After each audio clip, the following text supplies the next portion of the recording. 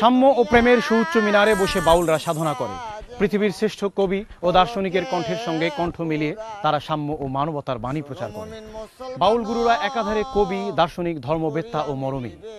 আমরা এসেছি তেমনি একজন মরমী কবি ও সাধক পীর বাদশা মিয়া ফকিরের জীবন ও গানের সন্ধানে। এই দুনিয়া মিছা যেন পলকে ফুরায়, ওরে এই দুনিয়া মিছা যেন পলকে ফুরায়। শোনো মুমিন মুসলমান, করি আমি নিবেদন, এই দুনিয়া মিছা যেন পলকে ফুরায় রে, এই দুনিয়া মিছা যেন পলকে ফুরায়। বাহ, কার গান এটা? পীর ফকির, বাদশা ফকিরের। আচ্ছা, আমি তো এসেছি তার গানের সন্ধানে, পেয়ে গেলাম আপনাকে। মানে এখানে তো আসলেন উনি এই আস্তানাতে এসে, পীর শাহ আবদুল্লাহ ওনার দরবারে এসে হাজির হলেন, তারপরে ওনার আস্তানাতেই থেকে গেলেন, তারপরে উনি চলে গেলেন। কবে চলে গেলেন, কেন চলে গেলেন? যখন ওনা এখানে আসছেন, বহুদিন এখানে কাটাচ্ছেন, আবদুল্লাহ শাহ বললেন যে বাদশা ফকির তুমি কোনো জায়গায় একটা স্থান নাও। স্থানের কথা বললেন, ওনার চলে গেলেন কোথায়? মাইনকারচর উত্তর বয়স। তারপরে ওনার মাঝে গান আসলেন, গান লিখতে থাকলেন। তো গান যখন কিছুদিন লেখার পরে গুরুকে যে আবদুল্লাহ শাহকে দিলেন যে দেখেন দয়াল এটি ঠিক আছে নাকি? হ্যাঁ, তুমি লেখো, তোমার লেখা সবসময় চলবে, তুমি লিখতে থাকো। তখন ওনার এই গান লেখা আরম্ভ করলেন। চমৎকার। আপনি যে গানটা করছিলেন, গানটা আর একটু শুনি। আরে একা আইলি এই ববে, আবার একা যাইতে হবে, সঙ্গে নাহি কেহ যাবে মরণের সময়। যত দেখো বন্ধু ভাই, মরণ কালে কেহ নাই। যত দেখো বন্ধু ভাই, মরণ কালে কেহ নাই।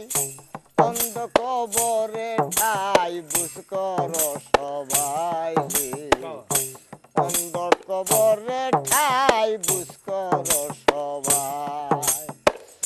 শোনো মুমিন মুসলমান, করি আমি নিবেদন, এই দুনিয়া মিছা যেন পলকে ফুরায় রে, এই দুনিয়া মিছা যেন পলকে ফুরায়। গড়ে স্ত্রীর পাঁচ দুয়ারি, যাহার জন্য চুরিদারি, মল্লা জায়গা বাপের বাড়ি, নিয়ম দুনিয়ায়।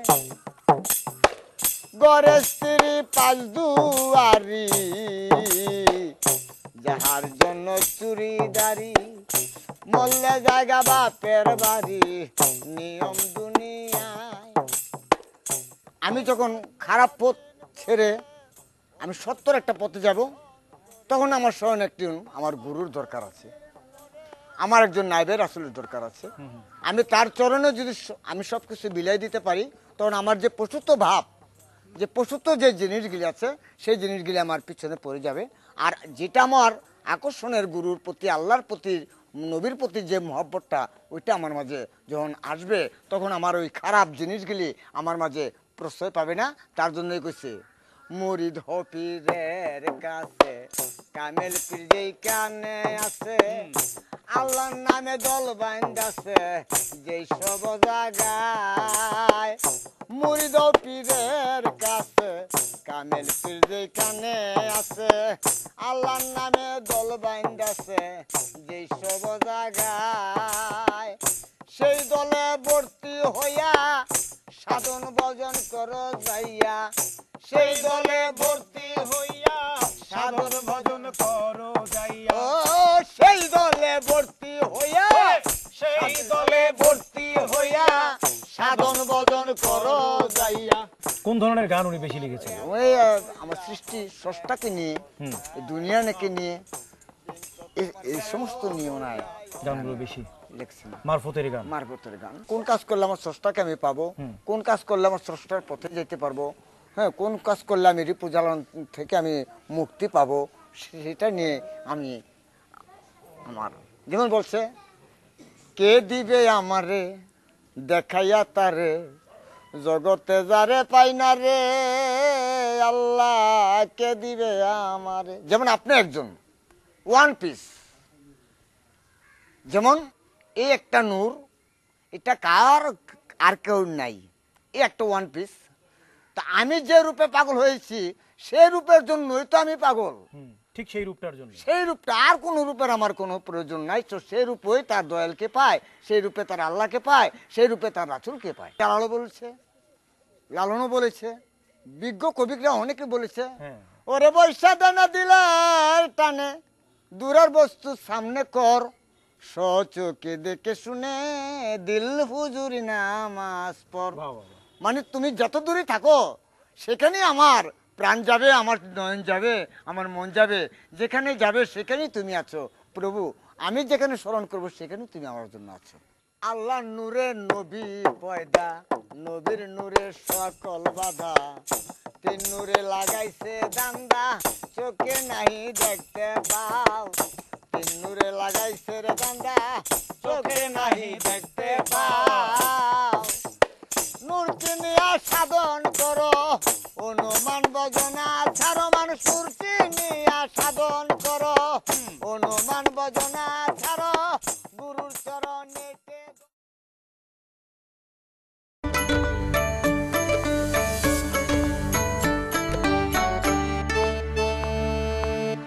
পাইতে তোমারে দিলাম সর্বশেরে, এখন তুমি যা করো আমারে রে দয়া, এখন তুমি যা করো আমারে। বাদশা মিয়া ফকিরের বাবা হাসান আলী সরকার তখন মৃত্যুশয্যায়। একদিন তিনি সন্তানকে ডেকে সংসারের চাবি তার হাতে তুলে দিয়ে বললেন সবকিছু দেখে রাখতে। তারপর তিনি পৃথিবী থেকে চলে গেলেন। বাবার মৃত্যুর পর তিনি ভেঙে পড়লেন। তিনি ভাবলেন এই জগৎ, এই জীবন, সংসার সবকিছুই তো তার কাছে সবকিছুই অমূলক, অপ্রয়োজনীয়। তিনি ভাবলেন তার পিতা তাহলে এতদিন কিসের পেছনে ছুটেছিলেন, সবই তো মরীচিকা। তারপর তিনি নতুন কিছুর সন্ধানে বাড়ি থেকে বেরিয়ে পড়লেন।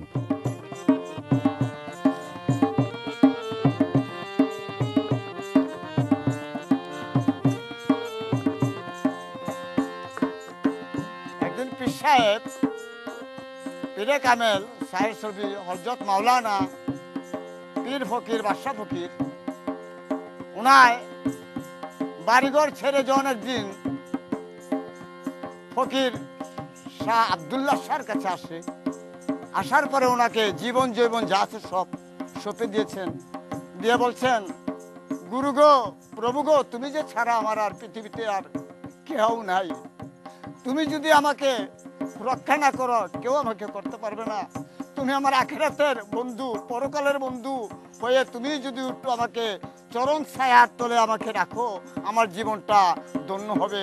এছাড়া আমার জীবনে আর আমি কিছুই চাই না। তার জন্য এই গানটা লেখছে, তুমি তো জগতের সাই, তুমি বিনে গতি নাই, থাম দিয়া রাইখো তোমার দ্বারে রে, তুমি তো জগতের সাই, তুমি বিনে গতি নাই, থাম দিয়া রাইখো তোমার দ্বারে রে। উনি গান লিখেছিলেন কতগুলো? গান তো প্রায় 300-র মতন হবে গান লিখেছেন, 300-350 গানের মতো। যেমন কামতত্ত্বের, প্রেম তত্ত্বের, এই দুনিয়াটা একটি বাজার, এই বাজারের রূপ নিয়ে সে গান লিখছেন। যে পৃথিবীতে বাজার থেকে যে অনেক সদাই কিনি, তা আল্লাহ আপনি 18 মুখ খোলা সৃষ্টি করে দিয়েছেন, এই পৃথিবীতেও একটা বাজার, সেই বাজার থেকে কিছু সদাই নিতে হবে, সেই বাজার নিয়েও একটি গান লিখেছেন। বাজার মিলাইলো রে ওই আব্দুল্লাহ শাহ সর্ব সদাই লইয়া,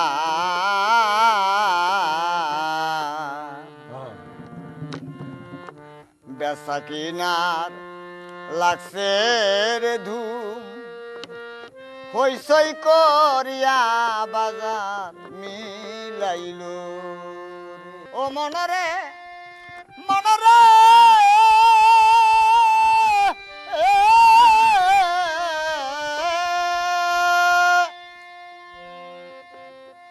আরে বহু রূপে সদাই আছে মন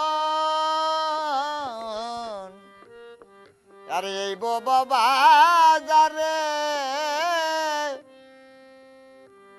আবার যার মনে যাই চলো তাই কি নিতে পারে বিনামূল্যে দেয় না সদা আয় গুরু মূল্য লয় গনিয়া মূল্য লয় গনিয়া বহুরূপী মিলছে বাজার বহুরূপী হইয়া হায় রে বহুরূপী মিলছে বাজার বহুরূপী হইয়া বাজার মিলাইল রে বাজার মিলাইল রে তুমি না তরাইলে মাওলা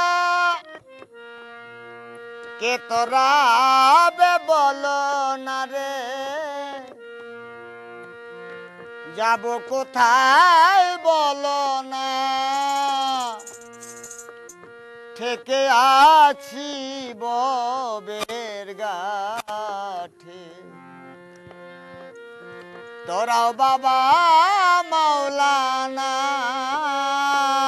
এই দুনিয়াটা একটা ববের ঘাট এই ববের ঘাটে মায়ার জালে বন্দী হইয়া রিপু জ্বালা যন্ত্রণায় পড়ে এই ঘাটের মাঝে যে ঠেকে আছি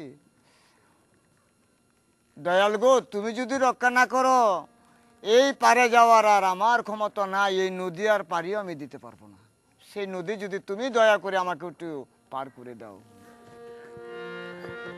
আলি পেতে ও হে দাল্লা লাসারিতে খালে কুল্লা আলি পেতে ও হে দাল্লা লাসারিতে খালে কুল্লা নূর মোহাম্মদ হাবিবুল্লাহ নূর মোহাম্মদ হাবিবুল্লাহ গাউজ বাবা মাওলানা গো আমার গাউজ বাবা মাওলানা থেকে আছি ববের ঘাটে তোরাও বাবা মাওলানা